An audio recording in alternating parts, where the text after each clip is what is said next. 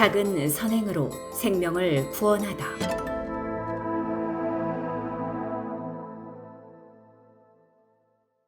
예전에 말씀드린 적이 있었죠.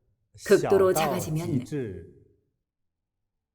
가장 큰 것이 된다. 극도로 작아지면 가장 큰 것이 됩니다. 없어질 정도로 작아지면 실체가 없는 상태가 되죠. 가장 작은 것을 쫓다 보면 결국 공에 도달합니다. 작은 것이 곧 큰 것이고 큰 것이 곧 작은 겁니다. 공 즉 시색, 색 즉 시공이라는 부처님의 가르침과 일맥상통합니다. 따라서 수행자라면 크다와 작다의 개념을 반드시 이해해야 합니다. 선한 생각으로 베푼 한 번의 작은 선행이 생명을 구원할 수도 있습니다. 예전에 여러분께 처칠과 플레밍에 관한 일화를 이야기해드린 적이 있습니다. 다들 기억하실 겁니다. 당시 처칠의 아버지가 농장주였죠. 처칠이 어릴 적에 실수로 물에 빠졌습니다. 아주 어릴 때였죠. 마침 그곳을 지나던 농부가 처칠을 구해서 집에 데려다 주었죠. 집에 온 농부에게 처칠의 아버지가 급히 물었습니다. 조남이 어떻게 되십니까? 정말 감사합니다. 충분히 살해하겠습니다. 아닙니다. 저는 조금 멀리 떨어진 곳에 사는데 마침 이곳을 지나다가 물에 빠진 아이를 보고 그저 구해줬을 뿐입니다. 당연한 일을 한 것뿐이니 고마하실 필요 없습니다. 만약 제 아이가 빠졌다면 당신께서도 도움을 주셨을 겁니다. 우리는 아버지이지 않습니까? 고마하실 필요도 없고 살해하실 필요도 없습니다. 신경 쓰지 마십시오. 농부의 훌륭한 인품에 크게 감동한 처칠의 아버지는 그 농부를 어떻게든 꼭 도와주고 싶었습니다. 좋은 생각이 났습니다. 아이가 있다고 하셨죠? 몇 살입니까? 농부의 아들도 처칠과 비슷한 또래의 어린아이였죠. 그럼 이렇게 합시다. 살해하는 것이 아니라 우리가 오늘 정말 좋은 인연으로 만나지 않았습니까? 비용은 제가 댈 테니 이참에 우리 아이들을 영국 최고의 명문학교로 보내는 게 어떻겠습니까? 듣고 보니 정말 감사하고 좋은 제안이었습니다. 다른 선물이라면 안 받았겠지만 자기 아이를 명문학교로 보내 최고의 교육을 받게 한다면 그보다 감사한 일이 또 있을까요? 처칠은 두 아이를 모두 영국 최고의 학교로 보냈습니다. 알다시피 그중 한 명은 훗날 영국의 수상이 됐습니다. 유럽의 평화와 안보를 지키는데 큰 기여를 했던 인물이죠.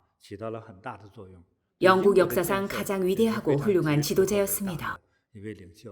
그런데 처칠은 중년이 되었을 때 심각한 폐렴에 걸렸습니다. 생명이 위태로울 정도로 심각했습니다. 불과 몇십 년 전만 해도 많은 사람들이 염증으로 목숨을 잃기도 했습니다. 당시에는 암으로 죽는 사람이 많지 않았습니다. 물론 20년쯤 지나면 암에 걸려 죽지 않고 치료법이 나올지도 모릅니다. 당시에는 염증도 치명적인 질환이었죠. 그런데 처칠을 살린 사람은 당시 그 농부의 아들이자 오랜 친구인 플레밍이었습니다. 정말 뛰어나고 우수한 인재였죠.